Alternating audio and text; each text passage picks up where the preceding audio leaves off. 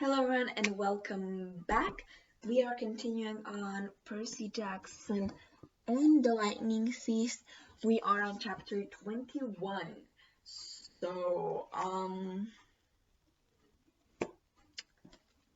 it is very exciting. I wonder if you know what is in Tartarus, in the pit of Tartarus. I certainly didn't know when I read it, until like the very end. Oh shoot, I just spoiled something. Oh god. Sorry. Never mind what I just said. So, get comfortable, get anything you need, water, drinks, food, whatever. If you're doing something while listening, good luck, and we are diving right back in. So, chapter 21. I settle my tab. It's funny how humans can wrap their minds around things and fit them into their version of reality. Chiron had told me that long ago. As usual, I didn't appreciate his wisdom until much later. According to the LA News, the explosion on the Santa Monica beach had been caused when a crazy kidnapper fired a shotgun at a police car. He accidentally hit a gas main that had reported during the earthquake. The crazy kidnapper, aka Ares, was the same man who had abducted me and two other adolescents in New York and brought us across country on a 10-day odyssey of terror. Poor little Percy Jackson wasn't an international criminal, after all. He caused a commotion on that Greyhound bus in New Jersey, trying to get away from his captor, and afterwards witnesses would even swear they had seen the leather-clad man on the bus. Why didn't I remember him before? The crazy man had caused the explosion in the St. Louis Arch. After all, no kid could have done that. A concerned waitress in Denver had seen the man threatening his abductees outside her diner, gotten a friend to take a photo, and notified the police. Finally, brave Percy Jackson, I was beginning to like this kid, had stolen a gun from his captor in Los Angeles and battled his shotgun to rifle on the beach. Police had arrived just in time, but in the spectacular explosion, 5 police cars had been destroyed and the captor had fled. No fatalities had occurred. Percy Jackson and his 2 friends were safely in police custody. The reporters fed us this whole story. We just nodded and acted tearful and exhausted, which wasn't hard, and played victimized kids for the cameras. All I want, I said, choking back my tears, is to see my loving stepfather again. Every time I saw him on TV, calling me a delinquent punk, I knew, somehow, he would be okay, we would be okay, and I know he'll want to reward us, each and every person in this beautiful city of Los Angeles, with a free major appliance from his store. Here's the phone number.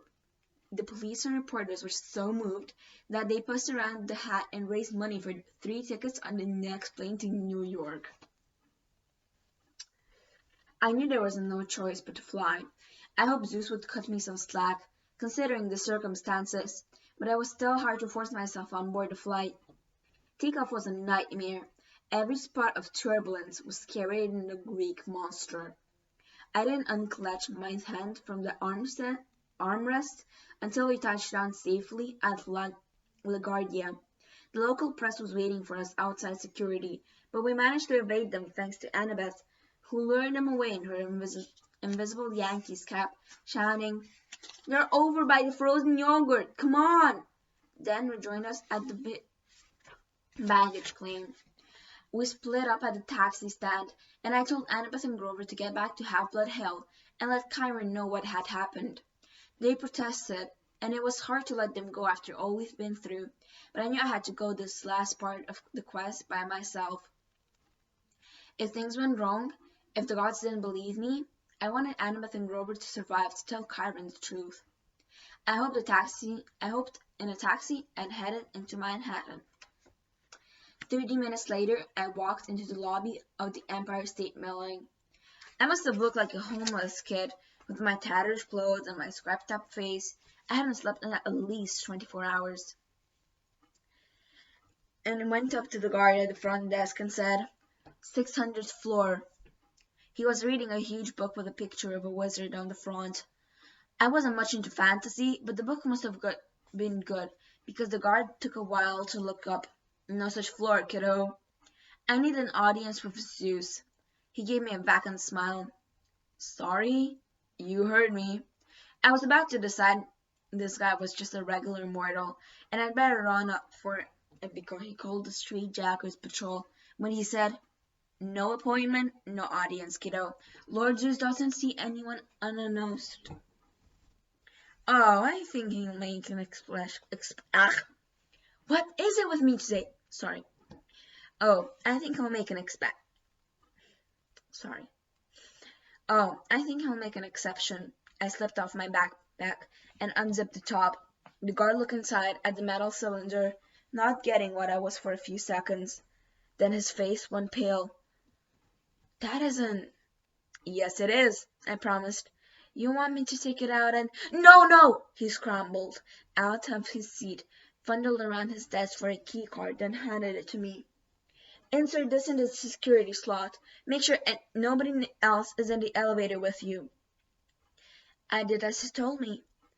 As soon as the elevator doors closed, I slipped the card into the slot. The card disappeared and a new button appeared on the console, a red one that said 600. I pressed it and waited and waited. Music playing, raindrops kept falling on my head. Finally, ding! The door slid open. I stepped out and almost had a heart attack. I was standing on a narrow stone walkway in the middle of the air. Below me was Manhattan from the height of an airplane. In front of me, wide marble steps wound up the spine of a cloud into the sky. My eyes followed the stairways to its end, where my brain just could not accept what I saw. Look again, my brain said. We're looking, my eyes insisted. It's really there. From the top of the clouds rose the decapitated peak of a mountain, its summit covered with snow. Clinging to the mountainside were dozens of multi-levitated palaces, a city of mansions, all with white columns, porticos, gilded terraces, and bronze braziers glowing with 1,000 fires. Roads wound crazily up the peak, where the largest palace gleamed against the snow. Precariously perched gardens bloomed with olive trees and rose bushes.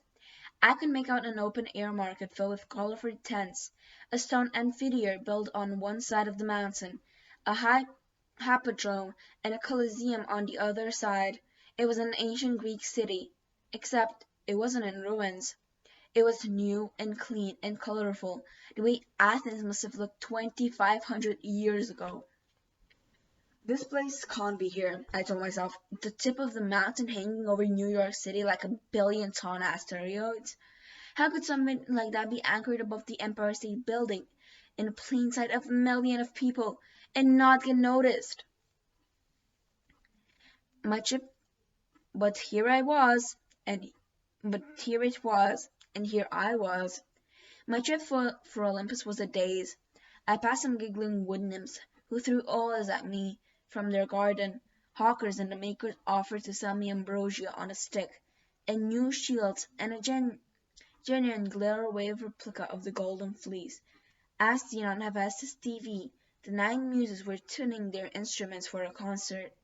In the park, while a small crowd gathered, satyrs and naiads and a bunch of good-looking teenagers who might have been minor gods and goddesses. Nobody seemed to worry about an impending civil war. In fact, everybody seemed in a festive mood. Several of them turned to watch me pass and whispered to themselves. I climbed the main road towards the big palace at the peak. I was a reverse copy of the palace in the underworld. There everything had been black and bronze. Here everything glittered white and silver. I realized Hades must have built his palace to resemble this one. He wasn't welcome in God, sorry. So he wasn't welcome in Olympus except for on winter solstice, so he'd been his own Olympus underground. Despite my bad experience with him, I felt a little sorry for this guy. To be banished from this place seemed really unfair. It would make anybody bitter. Steps led up to a central courtyard. Past that, the throne room. Room isn't really the right word. The place made Grand Central Station look like a broom closet. Massive columns rose to a domed ceiling, which was glittered with moving constellations. 12 thrones, built for being the size of Hades, were arranged in an inverted U, just like the cabins at Camp Half-Blood. An enormous fire crackled in the central hearth pit. The thrones were empty except for two at the end, the head throne on the right and the one on to its immediate left. I didn't have to be told who the God. I didn't have to be told who the two gods were that were sitting there, waiting for me to approach. I came towards them, my legs trembling. The gods were in giant human form, as Hades had been, but I could barely look at them without feeling a tingle, as if my body was starting to burn. Zeus, the lord of the gods, wore a dark blue pinstriped suit. He sat on a simple throne of solid platinum. He had a well-trimmed beard, marble gray and black like a stormy cloud. His face was proud and handsome and grim, his eyes rainy gray. As I got nearer to him, the air crackled and smelled of ozone. The god sitting next to him was his brother, without a doubt, but he was dressed very differently. He reminded me of a beachcomber from Key West. He wore leather sandals, khaki Bermuda shorts, and a Tommy Bahama shirt with coconuts and parrots all over it. His skin was deeply tanned, his scant hair like an old-time fisherman's. His hair was black like mine. His face had the same brooding look that had always got me branded a rebel. But his eyes, sea green like mine, were surrounded by sun crinkles that told me he smiled a lot too. His throne was a deep-sea fisherman's chair. It was the simple swiveling kind, with a black leather seat and a built-in holster for a fishing pole. Instead of a pole, the holster had a bronze trident, flickering with green light around the tips. The gods weren't moving or speaking, but there was tension in the air, as if they just finished an argument. I approached the fisherman's throne and knelt at his feet. Father, father, I dared not look up. My heart was racing. I could feel the energy emanating from the two gods. If I said the wrong thing, I had no doubt they could blast me into dust. To my left, Zeus spoke. Should you not address the master of this house first, boy? I kept my head down, waited. Peace, brother, Poseidon finally said. His voice stirred my oldest memories. That warm glow I remembered as a baby, the sensation of this god's hand on my forehead. The boy defers to his father. This is only right. You still claim him, then? Zeus asked menacingly. You claim this child whom you sired against our sacred oath? I have admitted my wrongdoing, Poseidon said. I would hear him speak. Wrongdoing. A lump welled up in my throat. Was that all I was? A wrongdoing? The result of a god's mistake? I have spared him once already, Zeus grumbled, daring to fly from my domain. Pah! I should have blasted him out of the sky for his impudence.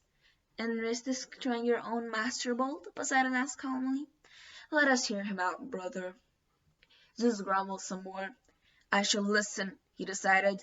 Then I shall make up my mind whether or not to cast this boy down from Olympus. Perseus, Poseidon said, look at me. I did, and I wasn't sure what I saw in his face. There was no clear sign of love or approval, nothing to encourage me. It was like looking at the ocean. Some days you could tell what mood it was in. Most days, though, it was unreadable, mysterious. I got the feeling Poseidon really didn't know what to think of me. He didn't know whether he was happy to have me as a son or not. In a strange way, I was glad that Poseidon was so distant. If he tried to apologize or told me he loved me, or even smiled, it would have felt fake, like a human dad making some lame excuse for not being around. I could live with that. After all, I wasn't sure about him yet either. Address Lord Zeus, boy, Poseidon told me. Tell him your story. So I told Zeus everything, just as it had happened. I took out the metal cylinder, which began sparkling in the sky god's presence, and laid it at his feet. There was a long silence, broken only by the crackle of the hearth's fire. Zeus opened his palm. The lightning bolt flew into it. As he closed his fist, the metallic point flared with electricity, until he was holding what looked more like a classic thunderbolt, a 5-meter-long javelin of arcing, hissing energy that made the hairs on my scalp rise. I sense the boy tells the truth, Zeus muttered, but that Ares would do such a thing. It is most unlike him. He is proud and impulsive, Poseidon said. It runs in the family. Lord? I asked. They both said, yes. Ares didn't act alone. Someone else, something else, came up with the idea. I described my dreams and the feeling I'd had on the beach, that momentarily breath of evil that had seemed to stop the world and make Ares back off from killing me. In the dreams, I said, the voice told me to bring the bolt to the underworld. Ares hinted that he'd been having dreams too. I think he was being used, just as I was, to start a war. You are accusing Hades, after all? Zeus asked. No, I said.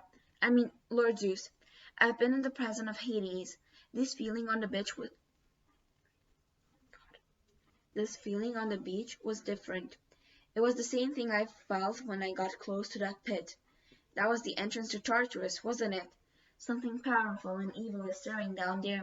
Something even older than the gods. Poseidon and Zeus looked at each other. They had a quick, intense discussion in ancient Greek. I only caught one word. Father. Poseidon made some kind of suggestion, but Zeus cut him off. Poseidon tried to argue. Zeus held up his hand angrily. We will speak of this no more, Zeus said. I must go personally to purify this thunderbolt in the water of Lemnos, to remove the human taint from its metal. He rose and looked at me. His expression softened just a fraction of a degree. You have done me a service, boy. Few heroes could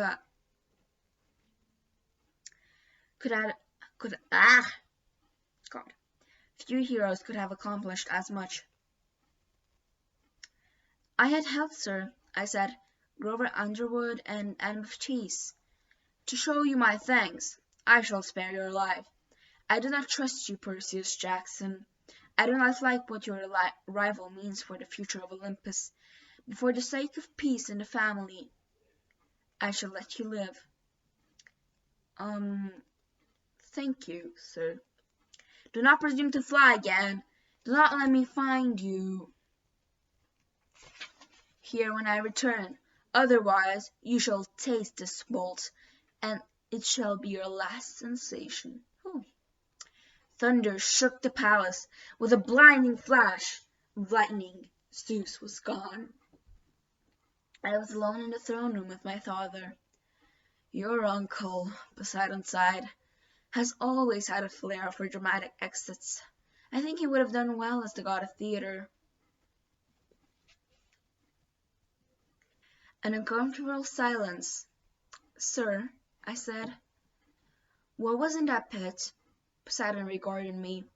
Have you not guessed? Kronos, I said, the king of the Titans. Even in the throne room of Olympus, far away from Tartarus, the name Kronos darkened the room, made the hearth fire seem not quite so warm on my back. Poseidon gripped his trident. In the first war, Percy, Zeus cut our father, Cronos, into 1,000 pieces, just as Cronos had done to his own father, Uranus. Zeus cast Cronos' remains into the darkness pits of Tartarus. The Titan army was scattered, their mountain fortress of Etna destroyed, their monstrous allies driven to the farthest corner of the earth. And yet, Titans cannot die, any more than we gods can. Whatever is left of Cronos is still alive in some hideous way, still conscious in his eternal pain, still hungering for power. He is healing, I said. He's coming back. Poseidon shook his head. From time to time, over aeons, Cronos has stirred. He enters men nightmares and breathes evil thoughts. He wakes restless monsters from the depths, but to suggest he could rise from the pit is another thing. That's what he intends, father. That's what he said. Poseidon was silent for a long time. Lord Zeus had to close in the discussion on this matter. He will not allow talk of Cronos. You have completed your quest, child. That is all you need to do. But I stopped myself. Arguing would do no good. It would very possibly anger the only god who I had on my side. As you wish, father. A faint smile played on his lips. Obedience doesn't come naturally to you, does it? No, sir. I must take some way for that, I suppose. The sea does not like to be restrained. He rose to his full height and took up his trident. Then he shimmered and became the size of a regular man, standing directly in front of me. You must go, child. But first know that your mother has returned. I stared at him, completely stunned. My mother? You will find her at home. He descend her when you recover his helmet. Even the Lord of Death pays his debts. My heart was pounding. I couldn't believe it. I wanted to ask if Poseidon would come with me to see her, but then I realized that was ridiculous. I imagined loading the god of the sea into a taxi and taking him to the Upper East Side. If he'd wanted to see my mom all these years, he would have. And there was smelly Gabe to think about. Poseidon's eyes took a little sadness. When you return home, Percy, you must take an important choice. You will find a package waiting in your room. A package? You will understand when you see it. No one can choose your path, Percy. You must decide. I nodded, though I didn't know what he meant. Your mother is a queen among women, Poseidon said wistfully. I had not met such a mortal woman in 1,000 years. Still, I am sorry you were born, child. I have brought you a hero's fate, and a hero's fate is never happy. It is never anything but tragic.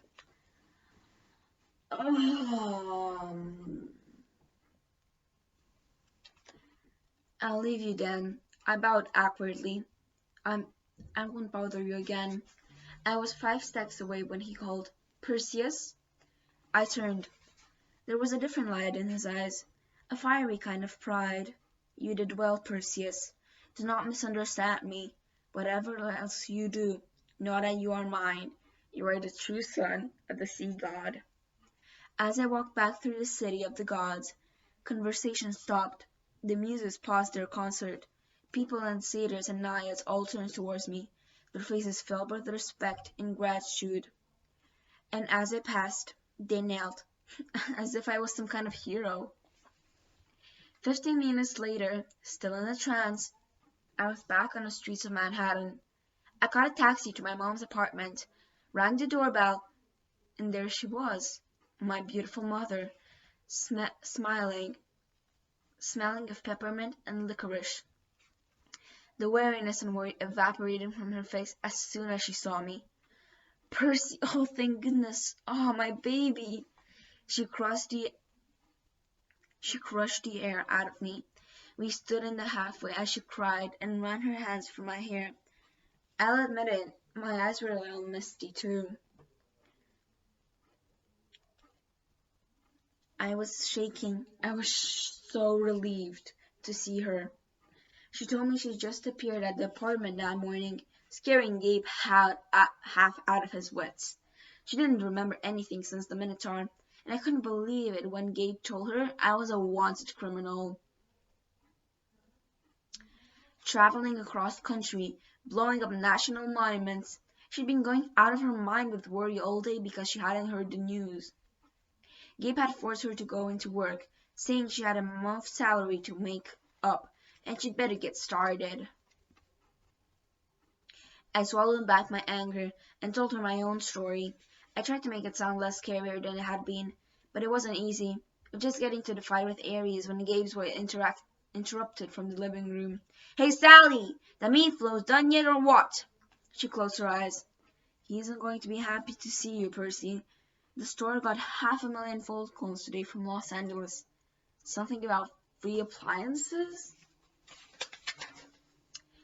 "Oh, yeah, about Dad." She managed a weak smile. "Just don't make him angrier, all right? Come on." In the month had been gone, the apartment had turned into Gabeland. Garbage was ankle deep on the carpet. The sofa had been retoasted in beer cans. Dirty socks and underwear hung off the lampshades. Ah, that's disgusting. Gabe and the three of his big goony friends were playing poker at the table. When Gabe saw me, his cigar dropped out of his mouth. His face got redder than lava. "You got nerve coming here, you little punk. I thought the police—" "He's not a fugitive after all," my mom interjected. "Isn't that wonderful, Gabe?" Gabe looked back and forth between us. He didn't seem to think my homecoming was so wonderful. "Bad enough I had to give him back your life insurance money, Sally," he growled. "Give me the phone. I'll call the cops." "Gabe, no!" He raised his eyebrows. "Did you just say no? You think I'm gonna put up with this punk again? I can still press charges again from ruining my camera."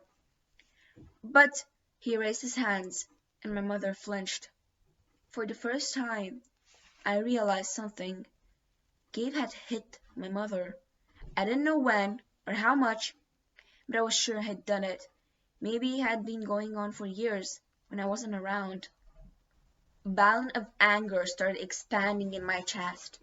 I came towards Gabe, instantly taking my pen out of my pocket. He just laughed. "What, punk? You gonna write on me? You touch me and you're going to jail forever." "You understand?" "Hey, Gabe," his friend Eddie interrupted. "He's just a kid." Gabe looked at him resentfully and mimicked in a falsetto voice. "Just a kid." His other friends laughed like idiots. "I'll be nice to you, punk." Gabe showed me his tobacco-stained teeth. "I'll give you 5 minutes to get your stuff and clear out. After that, I'll call the police." "Gabe!" my mother pleaded. "He ran away," Gabe told her. "Let him stay gone." I was itching to uncap Riptide, but even if he did, the blade wouldn't hurt humans, and Gabe, by the loosest definition, he was human. My mother took my arm. "Please, Percy, come on. We'll go to your room." I let her pull me away, my hands still trembling with rage. My mom had been completely filled with Gabe's junk. My room had been completely filled with Gabe's junk. There were stacks of used car batteries, a rotting bouquet of sympathy flowers with a card from somebody who'd seen his Barbara Walters interview. "Gabe is just upset, honey," my mother told me. "I'll talk to him later. I'm sure it will work out." "Mom, it'll never work out. Not as long as Gabe's here." She, he wrung her, she wrung her hands nervously. I can, I'll take care of you to work with me for the rest of summer. In the autumn, maybe there's another boarding school. Mom, she lowered her eyes. I'm trying, Percy. I need some time. A package appeared on my bed. At least I could have sworn it hadn't been there a moment before. It was a battered cardboard box, about the right size to fit a basketball. The address on the mailing slip was in my own handwriting. To the gods, Mount Olympus, 600th floor, Empire State Building, New York, New York. With best wishes, Percy Jackson. Over the top, in black marker, in a man's clear, bold print, was the address of our apartment and the words, Return to sender. Suddenly, I understood what Poseidon had told me on Olympus. A package, a decision. Whatever else you do, know that you are mine. You are a true son of the sea god. I looked at my mother. Mom, do you want Gabe gone? Percy, it isn't that simple. Mom, just tell me. That jerk has been hitting you. Do you want him gone or not? She hesitated, then nodded almost imperceptibly. Yes, Percy, I do. And I'm trying to get up my courage to tell him. But he can't do this for me. He can't solve my problems. I looked at the box. I could solve her problems. I wanted to slice that package open, plop it on the poker table, and take out what was inside. I could start my very own statue garden right there in the living room. That was what a Greek hero would do in the stories, I thought. That's what Gabe deserves. But the hero's story always ends in tragedy. Poseidon had told me that. I remembered the underworld. I thought about Gabe's spirit drifting forever in the fields of asphodel, or come down to some hideous torture behind the barbed wire of the fields of punishment. An eternal poker game, standing up to his waist in boiling oil, listening to opera music. Did I have the right to send someone there? Even Gabe? A month ago, I wouldn't have hesitated. Now? I can do it, I told my mom. One look inside this box, and he'll never bother you again. She glanced at the package and seemed to understand immediately. No, Percy, she said, stepping away. You can't. Poseidon called you a queen. I told her. He said he hadn't met a woman like you in 1,000 years. Her cheeks flushed. Percy, you deserve better than this, Mom. You should go to college, get your degree. You can write your novel, meet a nice guy maybe, live in a nice house. You don't need to protect me anymore by sitting with Kate. Let me get rid of him. She whipped a tear off her cheek. You sound so much like your father, she said. He offered to stop the tide for me once. He offered to build me a palace at the bottom of the sea. He thought he could solve all my problems with a wave of his hand. What's wrong with that? Her multicolored eyes seemed to surge inside me. I think you know, Percy. I think you're enough like me to understand. If my life is going to mean anything, I have to live it myself. I can't let God take care of me or my son. I have to find the courage on my own. Your quest has reminded me of that. We listened to the sound of poker chips, swearing at ESPN from the living room television. I'll leave the box, I said. If he threatens you, she looked pale, but she nodded. Where will you go, Percy? Half-Blood Hill. For the summer or forever? I guess that depends. We locked eyes, and I sensed that we had an agreement. We would see how things stood at the end of the summer. She kissed my forehead. You'll be a hero, Percy. You'll be the greatest. God! You'll be the greatest of all. I took one last look around my bedroom. I had a feeling I'd never see it again. Then I walked with my mother to the front door. Leaving so soon, punk? Gabe called after me. Good riddance. I had one last twinge of doubt. How could I turn down the perfect chance to take revenge on him? I was living here without seeing my mother. "Hey, Sally!" he yelled. "What about that meatloaf, huh?" A steely look of anger flared in my mother's eyes, and I thought, just maybe, I was leaving her in good hands after all, her own. "The meatloaf is going right up, dear," she told Gabe. "Meatloaf surprise."